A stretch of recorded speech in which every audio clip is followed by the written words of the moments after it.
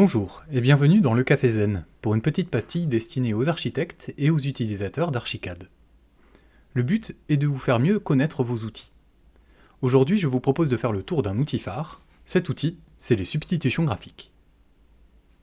Nous allons appliquer cet outil sur un type de plan que vous devez bien connaître, le plan de repérage de faux plafonds.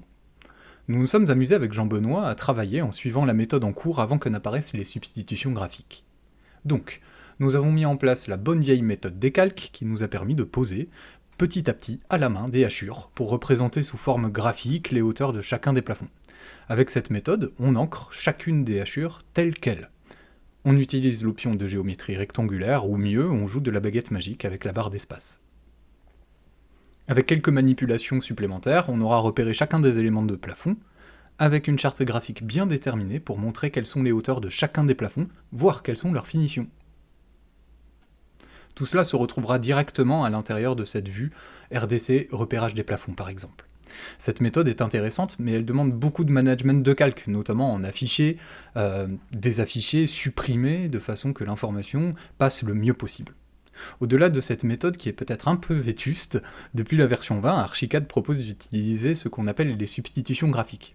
Il s'agit de viser, logiquement, des éléments qui, selon leurs propriétés, vont subir des modifications graphiques.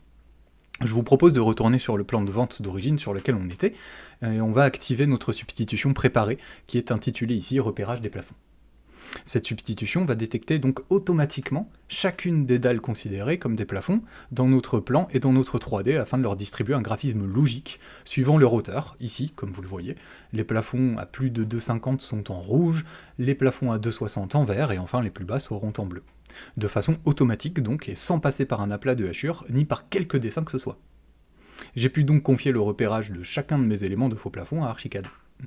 Au-delà de l'apport en plan, on pourra observer une modification cohérente en 3D, notamment en réactivant notre substitution graphique. Ce qui est intéressant, c'est que la charte graphique a été créée de façon à ce qu'elle soit au diapason, en plan, coupe et façade. Allons voir justement comment Archicad réagit aux modifications en coupe. Ici, une simple manipulation sur notre faux plafond modifiera directement notre dalle avec la bonne charte graphique. D'où l'utilité de créer plusieurs substitutions au sein d'un modèle Archicad. Ce qui est génial, c'est que les nomenclatures se créent automatiquement et reprennent ces informations avec une légende et un texte explicatif. Le bonus, c'est qu'en cliquant sur la ligne, on peut venir vérifier sur le plan ou en 3D avec le zoom qui va bien. Cette substitution graphique, on peut l'utiliser dans bien d'autres domaines. Je vous propose de découvrir un peu plus d'outils dans le Café Zen dans un prochain rendez-vous.